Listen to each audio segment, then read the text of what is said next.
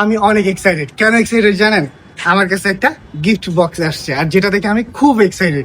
চলুন দেখা যাক এই বক্সে কি আছে। ফার্স্টে রয়েছে একটি কিউ কার্ড, আর যেখানে লেখা আছে টু পাওয়ার আপ দ্য মাগ, power in something Ram. Next আমরা চলে যাচ্ছি কি আছে দেখি। এত সিম্পল একটা মগ, সিরিয়াসলি, যার জন্য এত এক্সাইটেড ছিলাম আমি। সিম্পল হলেও একটা ম্যাজিক কিন্তু আছে। সো এখন আপনাদেরকে সেই ম্যাজিকটি দেখাবো, চলুন।